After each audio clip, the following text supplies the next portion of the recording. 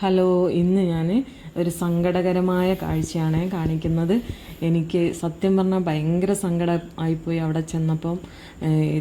അവരുടെ എല്ലാ വാഴയും കപ്പയും എല്ലാം ഇന്നലെ കാറ്റിന് വീണുപോയേ. അവിടെ ചേച്ചിയും അമ്മണി ചേച്ചീൻ്റെയും അപ്പുക്കുട്ടൻ ചേട്ടൻ്റെയും വീടാണ്.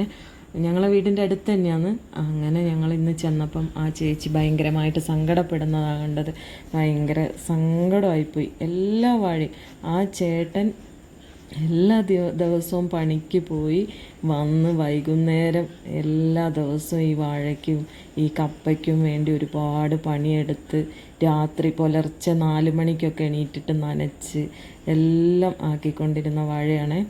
നമ്മളോട് ഓരോ ദിവസവും പറയും, എൻ്റെ വാഴ കുലച്ചു, അല്ലെ എൻ്റെ വാഴ അത്രയായി, എൻ്റെ വാഴ ഇങ്ങനെയായി എന്നൊക്കെ നമ്മളെ കാണുമ്പോൾ എപ്പോഴും പറഞ്ഞുകൊണ്ടിരിക്കുക. ഒരു ഭയങ്കര സന്തോഷമായിരുന്നു ഓരോ വാഴ കുലയ്ക്കുമ്പോഴേ.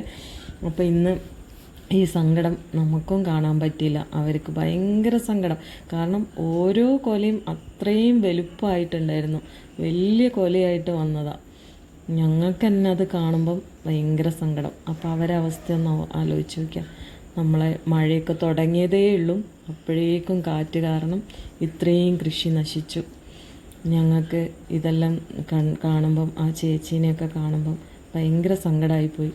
രാവിലെ തന്നെ നമ്മൾ ഇന്ന് എണീറ്റപാടെ ഇങ്ങനെ കാറ്റിന് ഇങ്ങനെ കൃഷിയൊക്കെ പോയെന്ന് പറഞ്ഞപ്പോൾ ഞങ്ങൾ അവിടം വരെ ഒന്ന് പോയതാണ്. ഞാനും അൽപൂസും കൂടെ ഒന്ന് പോയി.